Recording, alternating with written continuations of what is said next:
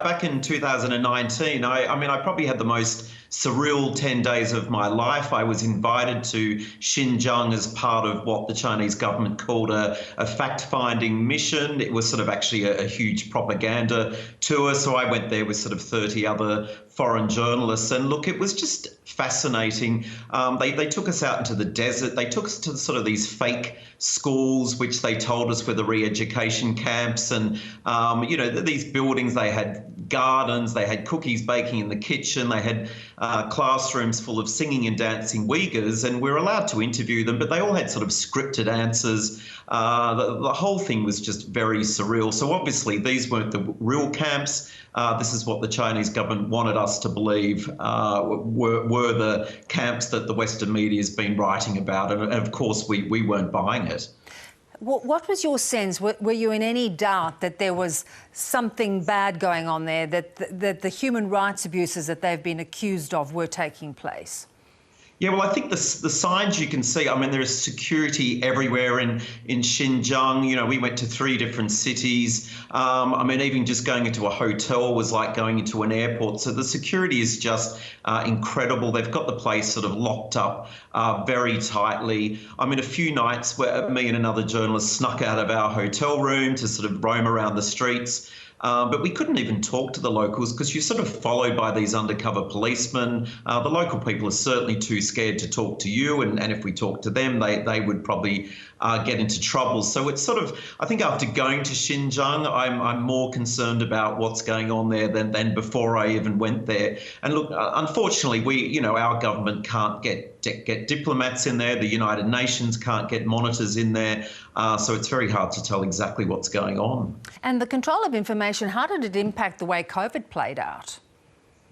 Yeah, well, that was fascinating as well. I was there during the start of the pandemic in Shanghai, the whole place locked down.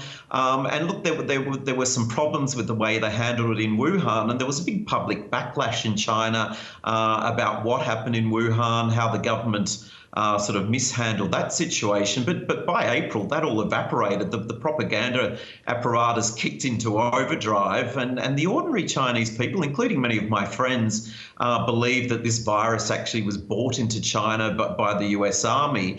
And look, this led to a sort of a big sense of nationalism in China. Everyone sort of believed the Chinese government did a great job. And look, they actually, later on, they did quite a good job managing the virus. The economy sort of started to return to normal. And as a result of this, we've sort of seen this very confident and even more powerful China under Xi Jinping sort of emerge from the pandemic. And that's creating problems for Australia now and other countries.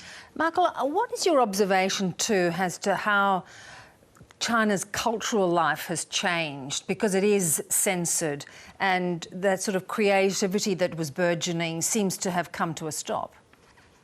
Yeah, that's right. I think if you go to cities like Beijing and Shanghai, everything is still pretty normal on the surface. Everyone's out shopping. Their lives aren't that much different to ours. But when you sort of dig a bit deeper, the information flow into China is completely controlled. And this is sort of becoming more and more, tightened more and more. I think the Oscars, any coverage of the Oscars there was banned today. So there's just no room for dissent at all. Literature's censored. A lot of Hollywood movies sort of aren't allowed to be screened in China, and this seems to be sort of increasing more and more. So, the Chinese people are aware of what's going on in the outside world, but the information coming in is really, really filtered. How might Xi respond to the new Biden administration? Yeah, look, this has been really interesting. I think Biden's into his first 100 days, and he's really pushing back hard on China. Donald Trump did as well, but in his sort of own unique way. And I think what we're seeing from Biden is he's sort of really sort of rallying the allies together, including Australia and Japan. And the tension with China is really rising. China seems to be in no mood to play second fiddle to the United States any longer. As I said before, we've sort of got this very sort of confident power emerging, and it's sort of really hard to see where this is going. There's a lot of concern about, potential conflict over Taiwan. So I think we're in for a really difficult year in terms of US-China relations, and that's all going to sort of definitely impact Australia as well. China has, pointed out that there's been a lot of anti-Asian, anti-China sentiment around the world. But do you think the way Xi is changing China is actually harming how the world views China and its people?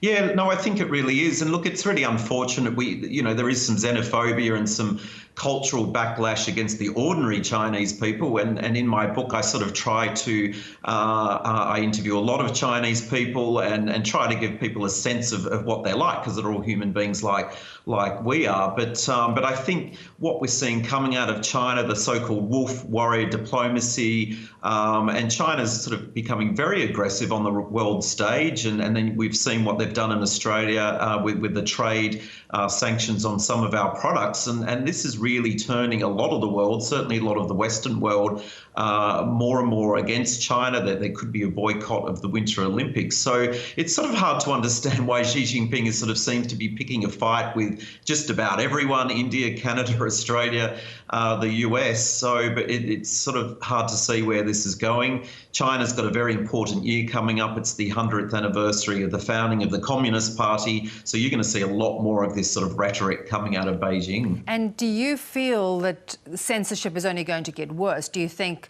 that more and more journalists will be excluded, and it may be a long time before outside journalists will get back into China? Yeah, I think it's going to be very difficult. There's certainly no signals that Australian journalists can get back into China very soon. I think our employers would be quite concerned about our safety. There's still a lot of foreign journalists in China, a lot of European journalists, but they tell me, I speak to them sort of regularly, they tell me it's getting harder and harder for them to do their jobs, harder to employ local staff. And, I think many just feel that their days are numbered there. So we could end up with this situation where there are no foreign journalists left in China. We're relying on the information the Chinese government's giving us. I think there's a sense that the Chinese government feels like it doesn't need us to tell their story anymore. They've got their diplomats out there on Twitter, and they're sending their message out that way. Michael, really interesting and really good to get your perspective. Thanks so much. Great. Thanks for having me, Beverly.